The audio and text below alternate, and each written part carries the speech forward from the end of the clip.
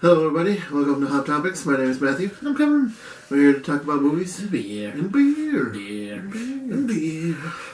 Today's episode is going to be a little different. We're going to be talking about... Falcon the Winter Soldier. Yes. It's going to be a regular part of our, weekly updates. Yep. So we're going to be following the Disney Plus shows as they come out since they're insanely popular and everybody's watching them. So we might as well talk about them, you know? In between, like when they have breaks between the shows, stuff like that, we'll probably figure something out. Like we might do anime or something like that. Like but we'll figure that out later. Anyway, maybe just a random somebody's into what we've been watching and rewatching and all that fun stuff. So exactly, it could be a good time, I think. But now, so you can catch us 2 times a week. Yeah, 2 times a week now. How about that? Once during the week, once on the weekend would be great. Yeah, I love it. More of us. Yes, pretty but cool guys. We're gonna change it up a little bit. We're just gonna go straight into it. So if you haven't seen the first episode of Falcon the Winter Soldier, spoiler alert. Spoiler alert now. Just go ahead and stop the video, go watch the episode, and then you come back and see what we see. It's about 40... 40. Well, it's 49 minutes with overall, the credits. but with the credits, that's like 5 minutes, so it's like about 45 minutes. Something like that, yeah. Because they go through like all the credits. Yeah. And this week there's no like mid credits or end credits like scenes. In WandaVision, the first couple episodes had no extra. Yeah, I'm expecting that to happen like the last 2 or 3 episodes. Yeah. Kind of like what they did with WandaVision too. Yeah. But yeah, so spoiler alert. If you don't want to hear any spoilers, then come on back as soon as you watch the episode. Yet. I will never tell you not to watch the video. It's not yet. Exactly. So cheers, man. Cheers.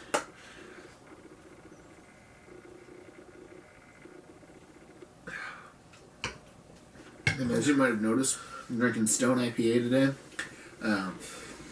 We normally try and incorporate a theme for the beer with whatever we're reviewing.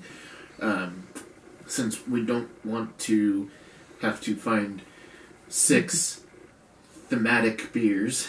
Yeah. And we don't want to drink the same beer 6 times, because then we want to recommend more beers to you. We want you to learn we as well. decided to go with a brewery review. Yeah.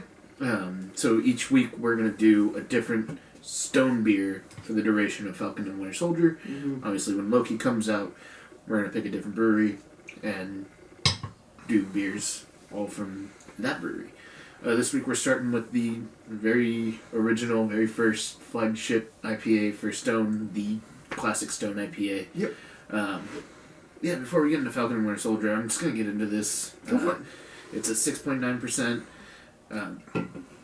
You can find it pretty much anywhere in California. And, I'm sure Stone is big enough. I mean, they have a brewery in Germany. So I'm pretty sure they're all over the States at least. Yeah, so they're probably all over the country. Yeah. This is a very hop-forward, hop-aggressive beer. It's also the reason I was okay with drinking the Stone beers. Oh, yeah. Yeah. We love hoppy beers, and we thought that, we're gonna drink, another beer for our videos, we might as well drink something that we're gonna like or, heavily lean towards. Yep, that we've tried before multiple occasions. Oh, yeah. Just not in a while. Yeah. Although, as we do different breweries and stuff, like Stone, we haven't tried everything from Stone. True. So if we see something that particularly interests us while we're out buying beer for, the other videos, we'll jump on it and try and review that. Stone has a ton of different offerings. They do a ton of different seasonal stuff. Yep. Based out of Escondido, San Diego, mm-hmm. in Southern California. Stone is one of the premier West Coast breweries, always focused primarily, at least in the beginning, on very hop-forward, hop-aggressive beers. Yeah, very aggressive beers. Yeah, and this is the first one, the flagship that they came out with, and man, it's not my favorite out of the Stone beers. Not anymore, but it's still like really good. Yeah, when I started drinking, it was this and Arrogant Bastard that I drank a lot of. Arrogant Bastard would probably be in one of the videos if I have anything to say about it, and I have a lot to say about it, so a dang good chance. Yep, very, very. But yes, it's very, very aggressive, very, very hoppy. Not as hoppy as I remember. Yeah, but definitely, it's definitely more hop forward. Yeah, not as piney. I was gonna say it's got quite a bit of pine. Really? The back of the tongue, kind of on the outside of the. Hold on, let me try again. Hold on. I also brushed my teeth not that long ago, so it might still be just a little minty. Hindsight, should have waited until after the video. Maybe next week. Okay, yeah, I can see of the back of the tongue. Yeah, a little bit. Yeah, and it's hoppy to a point where it's not flowery. It's not like potpourri in a can. It's hoppy. It tastes like a beer. Yep. You know, it's like all of those classic, beer IPA notes, and then just the hops just dialed to 11. Very good beer. Very. These days, I mean, back in the day, I'd probably give this an easy, 5. Back in the day, yeah. No problem. But nowadays, with broadened horizons, our palates have changed. Palates have changed. And experienced quite a bit. Yeah. And while I do love hoppy beers and very hop-forward beers, this, isn't my favorite of the hoppy beers. And yeah, I don't know. I'd still give it a solid 4 though. Yeah, I'll be right there with you. 4. Yeah, it's up there. Like, it's a great beer. On any given day, it could go up to a 4.5. If it's a warm beer, it'll go down to a 3.5. Why are you drinking warm beer in the first place? Exactly. It's disgusting. Unless it's supposed to be drank that way, don't drink it that way. Don't drink it that way. That's an IPA. You're never supposed to drink IPAs warm. But yeah, very good beer. Very classic. I don't think we need to spend a whole lot of time. You can find it in most grocery stores. And, specialty shops, liquor shops, things like that. It's in a variety packs. And if you've never been, the Stone Brewery and Bistro in Escondido is beautiful. Absolutely stunning. Highly recommend going there. I really want to go. Yeah. One of these days, man, we'll be able to actually go places. As soon as we can go to places, let's do that. Yeah, I can't wait to look on the pandemic era videos and reminisce about how crappy it was. Like, oh man, remember how crappy that was? Oh man, see how much better it is now? The worst time of our lives. Yep. Yeah, true. Well, without further ado, let's talk about Falcon the Winter Soldier, man. Yeah. Primarily, I want to focus on that opening scene. Was phenomenal. It felt like you were in a Captain America movie. Oh, you felt like you were watching the beginning of a Captain America movie. Yeah, especially Winter Soldier. Yeah. Well, it especially feels like Winter Soldier because George St. Pierre reprises his character from Winter Soldier at the beginning. And he's just as awesome in this as he was in Winter Soldier. I was so excited when I saw him. Oh, yeah, me too. I saw him and I'm just like, oh, dude. Oh, cool. I thought he died. So that's really cool that, he's back for this. Yep. Hopefully he comes back slightly more prominently. I know he's not the main villain in the show. We got Zemo coming back to be the main antagonist of the series. I don't know if Zemo's going to be the main antagonist. I think he might be the same thing as he might lead into the main antagonist. I feel like that's what the Flag Smashers are doing, is leaning more into or they're setting up Flag Smashers and to the people that aren't following all the news and spoilers and previews and all the everything that goes on. If you're just logging into Disney Plus knowing that, hey, it's Friday, I can watch Falcon and the Winter Soldier, you're not going to know that Zemo's probably even going to be part of it for the most part. True. I mean, there's no... And they have not done any indication whatsoever in the first episode that he's going to be in it. But being 6 episodes, I'm pretty sure the next one... It'll probably be in the next one, yeah. Definitely introducing some facet. I'm expecting, like, the whole... Kind of like Monica Rambeau when she came back in the hospital. Yeah. Kind of expecting the same thing. Yeah, like maybe a flashback scene where he, like... snaps out and comes back from the blip. Right? And yeah. I'm expecting that to happen. That would be a cool scene, and I kind of like how that would mirror WandaVision in a sort of way. Like he takes one of the guards' outfits, and then that's how he gets out. I could definitely see that happening, especially with the chaos of everything going on. 5 years go by, like they could have changed how the building was set up or where they would have moved his containment, you know? Yeah, exactly. Because they had him in that, like, special box that they did, but... Bucky in the Winter Soldier. But from the looks of everything, it looks like where they disappeared, they come back. They come back, yeah. In the same exact spot. But, like, yeah, that box might not be there anymore, you know? No, that's why I'm thinking, like, that's how he's gonna get out. Like, yeah. Like, since he's not there, why have it there? Yeah, exactly. So... But yeah, so like, yeah, I'm expecting Zemo to probably show up in the next one. Yeah, almost. To at least make an appearance, not necessarily be like the whole episode, but like... And we might not even, like, outright know that it's him, because they might show him in the mask. In the mask. Yes, so excited for that. Which, you know, like, for all we know, we may have already seen him in the crowd of the Flag Smashers, you know, like, not likely. I don't think that's a route that they would have gone in, but not impossible. Yeah, true.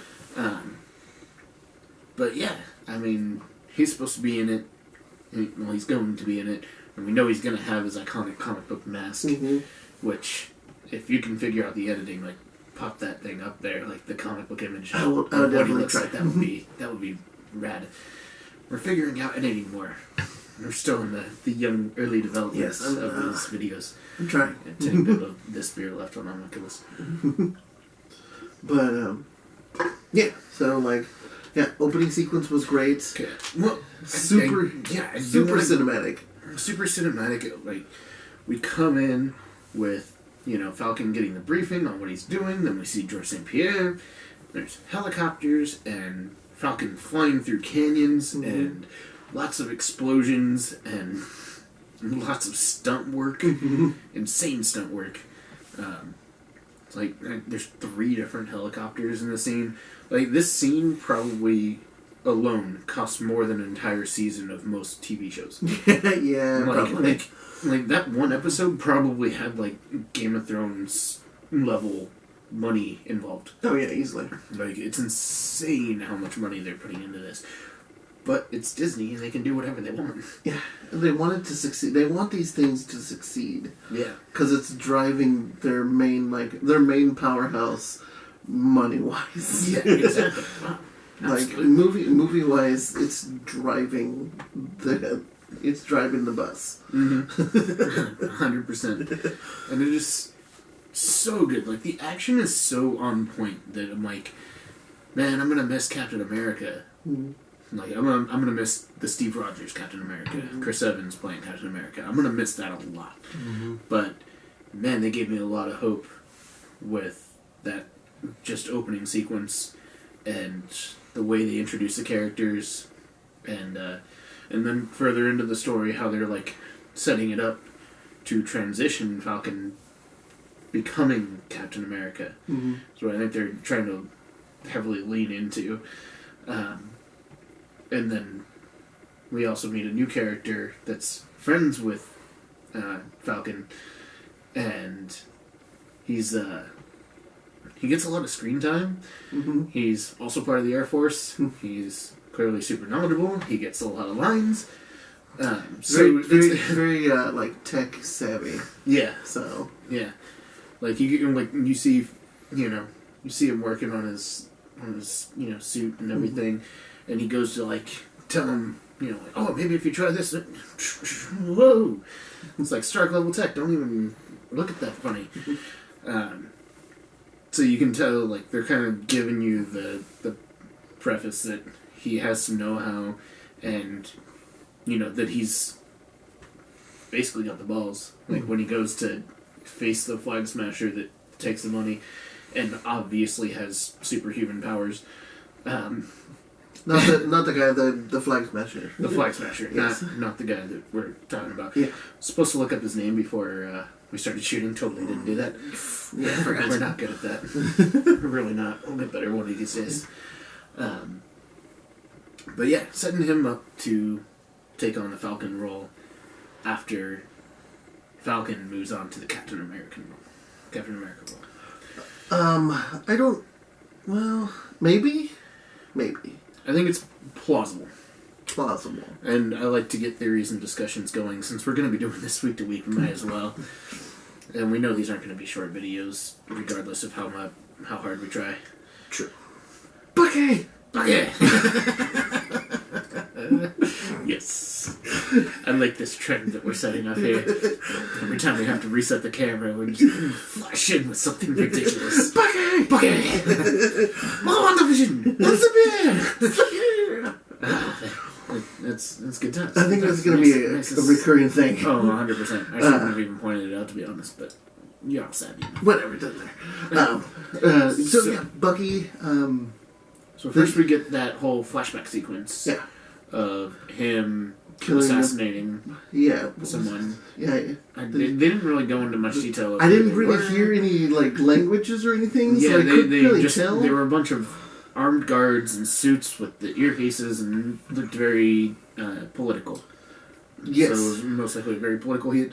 Leading into that, you see a group going into the hotel where the whole scene happens, and there's a particular character that's like, oh no, I'm not going to go out to drink, so I'm going to go to my room and, do work stuff, prepare.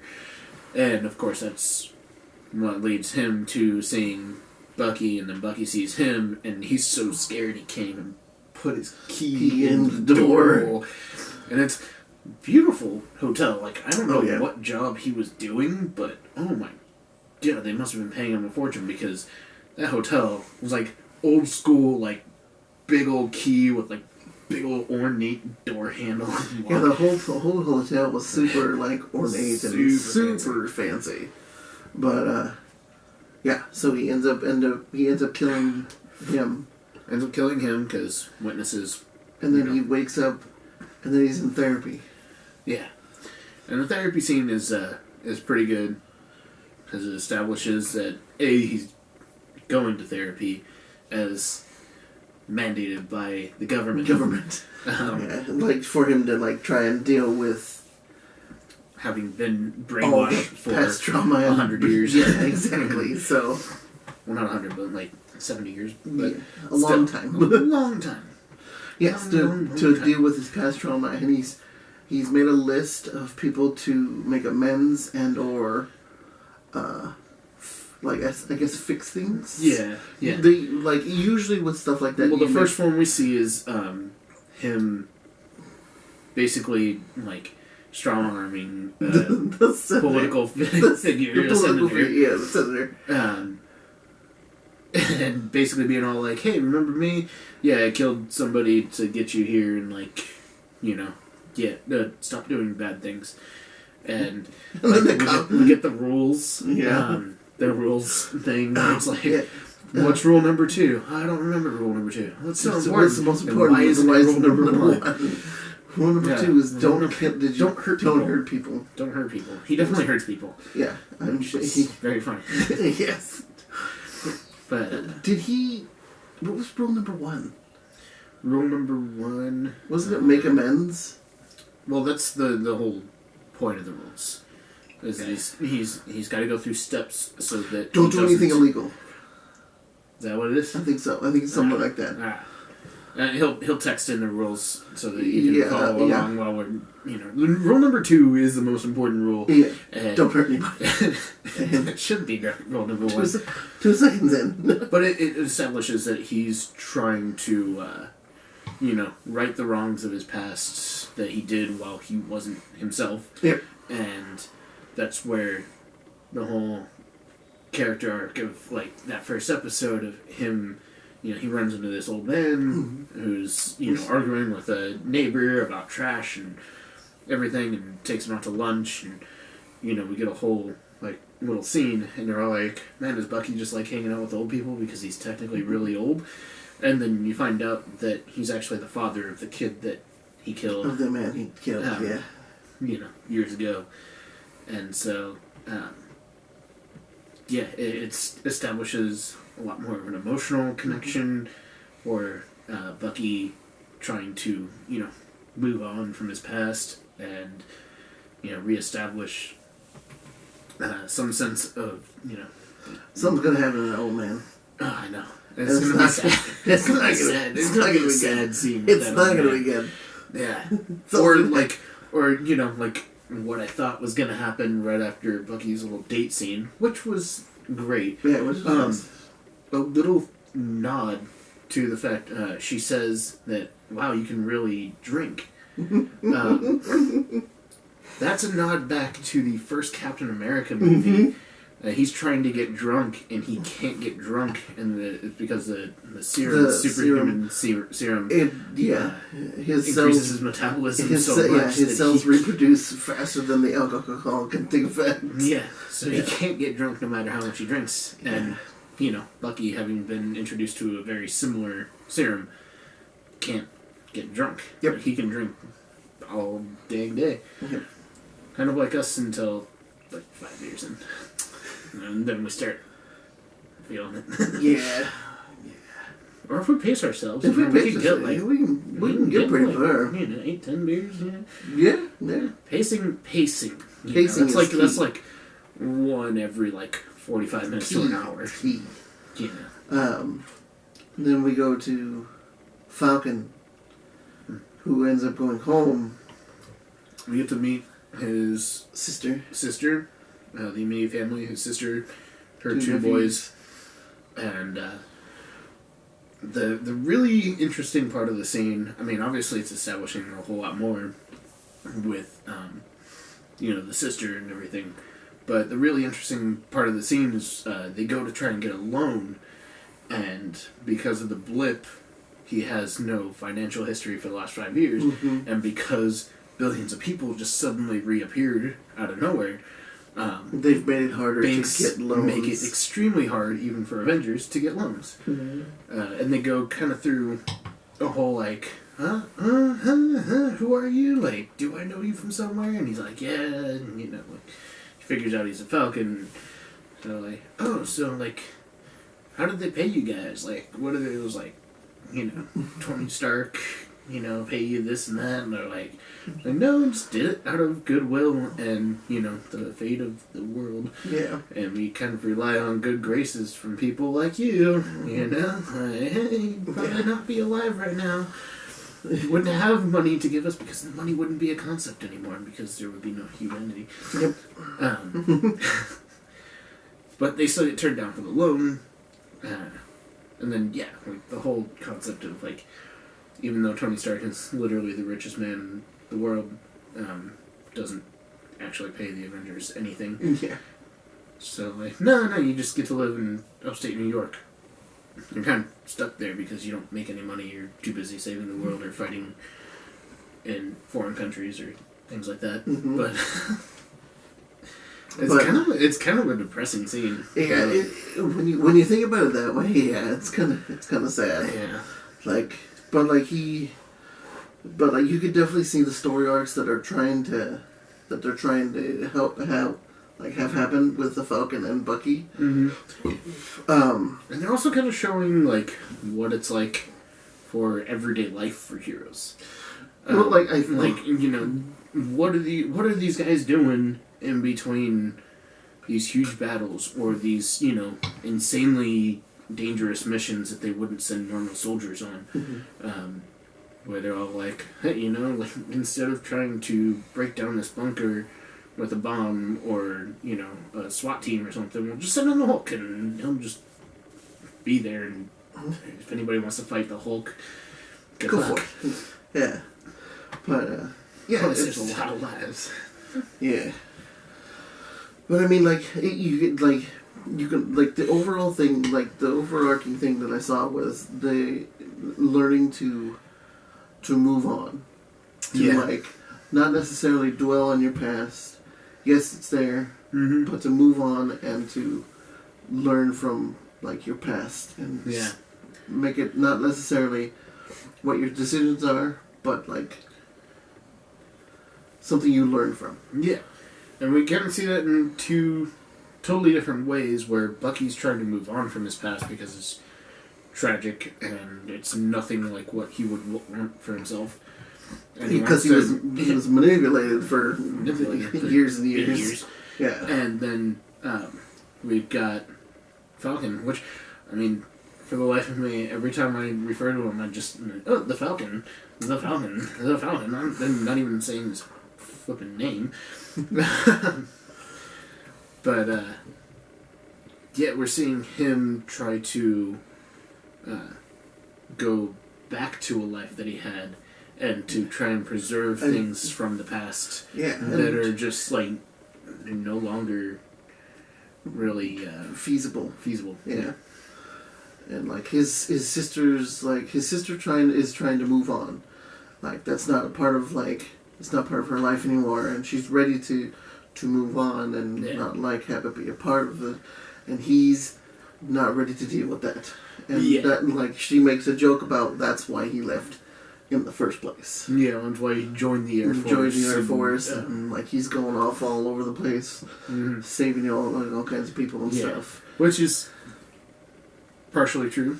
And then also, like, he became the Falcon. Yeah, when Captain America asks you for help, you help Captain America. Yeah, exactly. You don't say no. You don't really have much of a choice at that point. You don't say no to Captain America. I'm sorry. I mean, come on. Why would you? Exactly. And then, so he's trying to deal with that, and then that's when we get Bucky's date. Yeah. When he hands her the flowers, it's just like, how delightfully old-fashioned. Yeah, I love that line. That was perfect. And it kind of, like, I think that's what I'm going to do for future dates, like, for the rest of time, is, like, bring flowers to a first date.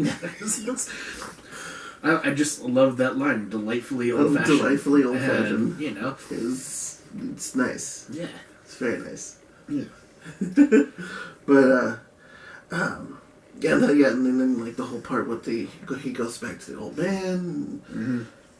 Like, he says he wanted to pay him back for lunch, but he just couldn't quite make amends with him yet. Yeah. Like, you think he's gonna go there and, like, he's gonna open the door and be on, like, yeah, I killed your son, but that's not what happens at all.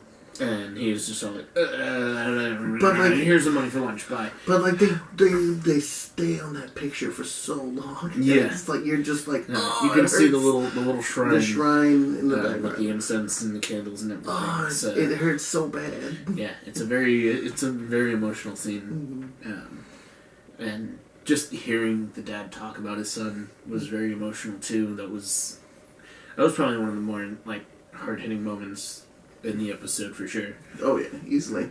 Yeah. And then we didn't even talk about Sam, is his name? Sam. Donating the Captain America shield. I was getting there to the, like, when we got to the end. Okay. I was gonna go back to that because like it's not for the end of the episode. Yeah.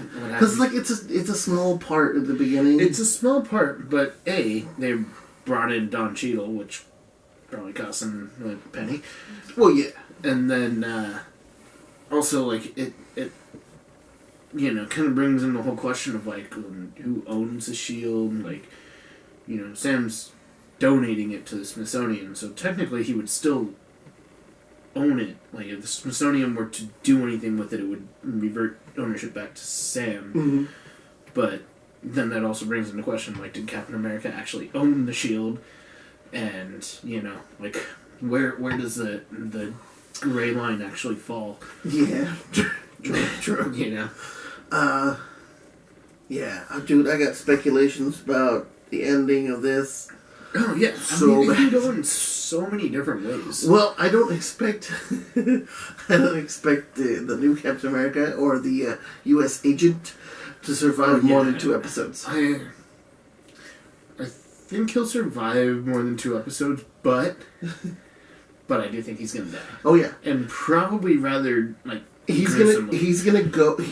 Yeah, exactly. He's either gonna get caught by Zemo and be tortured and killed, and then left where like the Falcon can find him, kind of reminiscent of like what happened with the original like guy who took up the mantle of Captain America while Captain America was away, and then that's how Sam gets the shield back, and that's how Bucky and Sam like train with the shield. Yeah. Because we do see that scene for previews for the show.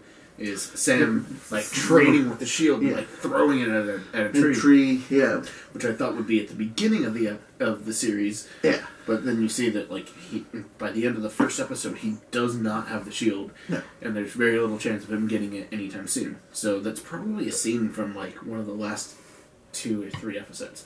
I'm thinking like the 3rd episode. Yeah. I'm thinking the next episode. The U.S. agent either is kidnapped, or he's killed by the end of that episode. If he's kidnapped, he dies in the 3rd one. Alright. That's what I'm just predictions saying. Here, I don't think not seen the next episode yet. So as of this recording, I don't think he's going to survive. No, I definitely don't think he's going to survive.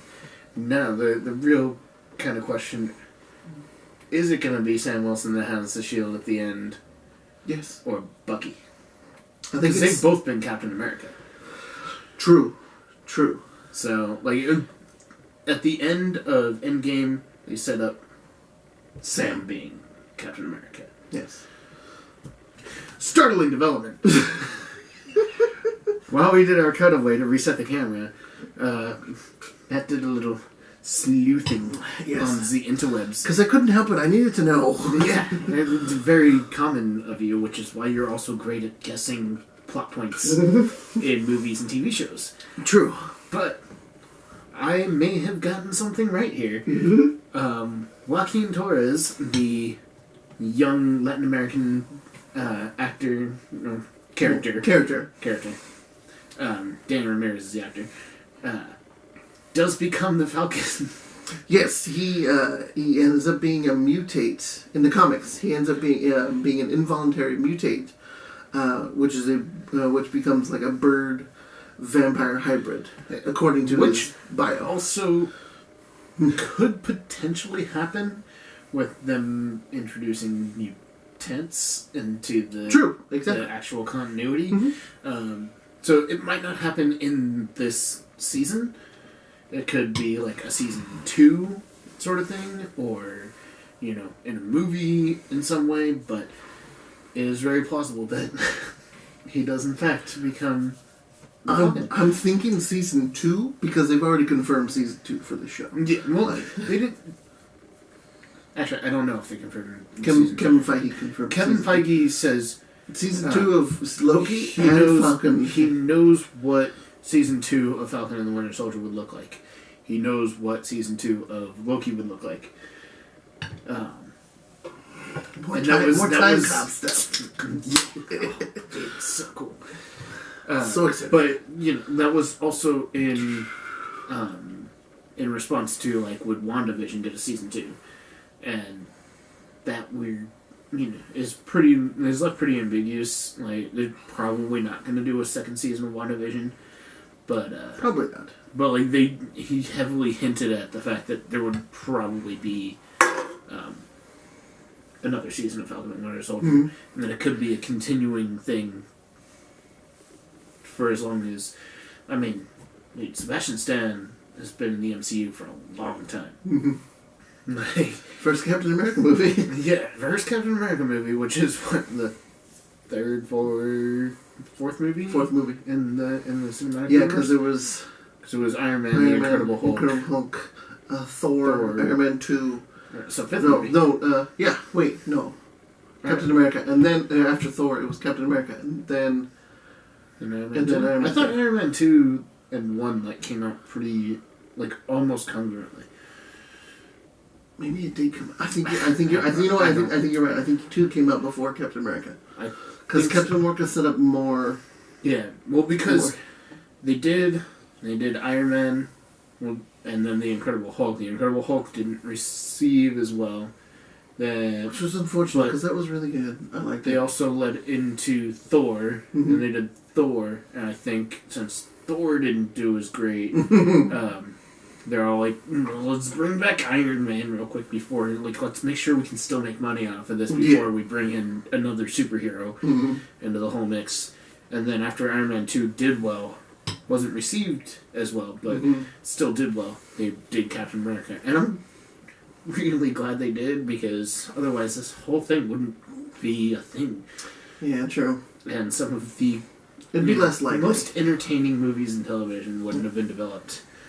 Okay, so we talked about, the characters individually. We talked about Baron Zemo. We talked about Flag Smashers. The Flag Smashers briefly. Basically, their whole deal is that they thought life was better after the blip. Like during the whole 5-year period where half the population was gone, which makes sense. There's gonna be people that are like that, because when billions of people suddenly show up out of nowhere, like, things go crazy, and, like, it throws a whole economy and a lot of things into turmoil, which definitely upsets a lot of people, and which creates a large movement. Yep. We don't currently know who's in charge of the Flag Smashers. Well, they kind of alluded, like, they didn't... Okay, so she was in the first episode, the girl that was in the trailer. Oh, yeah? She was in the first episode. She was the one handing out masks. Oh, okay. Yeah, I noticed that. I was paying attention Yeah. really closely. I wasn't thinking too much about the trailer while I was watching it, because I started watching it at 2 in. So I wasn't totally paying attention to every detail. That's just how I watch things. Exactly. I have a problem. This is why you're usually good at guessing things. True. Which is why I'm not patting myself on the back for the little, Falcon call. I'm very happy. I'm very proud of you, man. That was, it was nice. That was good. Marvel doesn't spend a lot of time on characters that they're not going to bring back. True, but unless they're important to the immediate storyline. True. Yeah. True. So we'll So the Flag Smashers we see. Obviously, it's a movement, but they're obviously robbing a Swiss bank, which I later learned was an homage to the Flag Smasher character who originated from Switzerland. So that was neat. And then they have a superpowered being in their ranks. Yeah. Who jumps down from the building, which is the very first sign he does the superhero landing, sticks it, and just like stands up and just like... It's really hard on the knees. Yeah, really hard on the knees. And then we get Joaquin.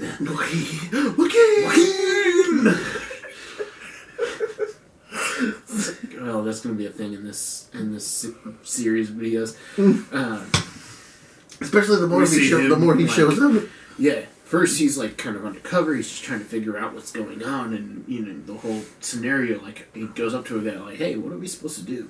Guy doesn't say anything, and then they all get handed masks, and then the whole thing goes down. That was the smartest thing that I thought. Like I was like, "Oh, that is brilliant!" Just hand a bunch of the same mask out to everybody that's there. It worked in V for Vendetta. Yeah, run in opposite directions. Yeah, just start making chaos. That was the smartest thing I had thought of. I was like, "Dude, this is genius." Yeah, I mean, crap, if they hadn't done it in a major TV series, it'd actually probably work. Yeah, I was like, that was ingenious. Yeah. I'm pretty sure cops study heist movies. Just I mean, they should. This is a potential over the top scenario that could happen. But anyways, we see that he's got powers: A from the landing, B from laying out a cop 20 feet away from him. When he throws the gun. Yeah. And then Joaquin goes to confront him. He's like, hey man, I don't know what's going on, but you're under arrest. And he beats the crap out of him and knocks him out. I'm just like, that's another reason why I think he's gonna do something is he didn't die right there. Because he smashes his face into the concrete. Like, that's a kill move in most things. He's they said that he said that he broke his orbital socket. Yeah. I was like, that goes around your eye. That's just that goes around your eye. That's the whole thing. Like, yeah. Your eye doesn't sit properly in place. Yeah, no. Well, that's broken. Yeah, so and then that scene's done. Like, he gets knocked out, that scene's done, and we're not given literally any information about the Flag Smashers after that. And then it cuts back to Sam. Being called inside. Yeah. And they see the news where they announce the new Captain America or U.S. agent. U.S. agent. They're calling him Captain America, so we'll probably not call him that because screw that guy. He's the U.S. agent, okay? There is only one Captain America. I mean, I'm sorry. Just look at his jawline. He was a bully in high school. I mean, isn't that why they joined the military anyway? No, that's why they become cops. Yeah, same thing. The bullies don't become military police, okay? Everybody hates the military police. The military police hates the military police, okay? I knew some people in the military police. Nobody likes the military police, okay? Kind of true. That they all don't like each other. I mean, if the military police doesn't like each military police, then there's something wrong. But anyways, off topic there. But yeah, anyway, that guy's probably gonna die anyways. So yeah, like I said, 2 episodes. Yeah, that's it. Yeah, I don't know. He might survive longer, but doubtful. Yeah, it is doubtful. You're saying what's your official call? Let's put in some calls here. I'm saying that if he gets kidnapped, like I said, let's 6 total episodes. Episode number that he does. By the latest 3. By the latest, so your call is gonna be 3. Yeah, I'll say 4. You're gonna say 4. I'll say 4 just to be different. I also think he highly likely to die in 3, but I think he's gonna die. It could draw him out. If anything, at the beginning of 3. It could be the very beginning of 4. They could cliffhanger us at the end of 3. You know, there's reasonings for all logical parts of this conversation here. True. Yeah. Yeah. That's how the episode ends, and it also kind of brings in the whole, semantics of who owns the shield. Like, how are they able to just give this new guy the shield and call him Captain America, not Captain America? U.S. agent. Hashtag not our captain. I can already see it trending.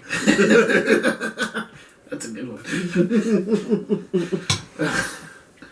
But yeah, I don't know.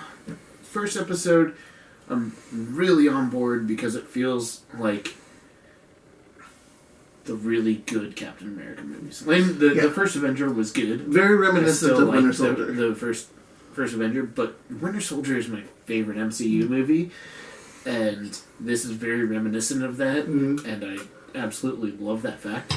So, man, we'll see if it can reach WandaVision levels of highs in this series. It's kind of hit that emotional mark.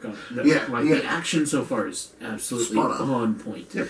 And I don't expect that to drop off at any time. No. But we'll see if it hits that emotional mark. I'm expecting some more of spy stealthy stuff within the next probably episode 3, possibly 4. Because they still have to go to that island where all the bad guys go to get henchmen and crap like that. The most quintessentially campy comic book villain thing that they could possibly do. Well, they also get weapons and stuff but it's a secret island layer layer. It's not really a layer. It's more like a gigantic neon city. And it's pretty much sounds pretty layery to me. It's pretty much how it looks. It's just got layers of layer. True. But anyway, yeah. So like, I'm thinking that like, yeah, episode 3, possibly 4. We'll probably see the convoy episode this week. Yeah. Where he fights, where both Sam and Bucky are fighting on the convoy. Yeah, dude. I'm expecting that. I'm expecting that this week. I'm super excited for that. And I'm expecting Baron Zemo to just kind of... I'm pretty sure he's gotta be either towards the end of this episode or at the beginning of the next one. Yeah. The one after that. Yeah, 3, yeah. 2 or 3. I'm expecting him in 2. Because it's only 6 episodes. It's like, WandaVision, we got spoiled. We got 9 episodes of that, and that was wonderful. But they needed 9 episodes to fully flesh out that story and really, like, immerse you into the setup and then the characters and everything. Falcon and the Winter Soldier is taking a slightly different route. We're having slightly longer episodes and focusing on the characters early and then building it up like a movie. Yeah. This is very much more movie styled, like long form. It's it's kind of Snyder cutty. If you haven't watched that, go watch it. It's got 6 parts. I'm just saying. Just watch it. If you haven't watched that, go watch our Snyder Cut review. Link in the description. Anyways, we're gonna end the video now because we're almost out of beer and we're almost out of stuff to talk about. See you next week for episode 2 of Falcon and the Winter Soldier, and see you before that for whatever we decide to watch on Thursday. What movie we're gonna watch on Thursday? Yeah, cool. So that about wraps it up. So. Thanks for watching. Here's to you. Here's to me. Friends for life, which will always be. If by chance we disagree. Screw you. Here's to me.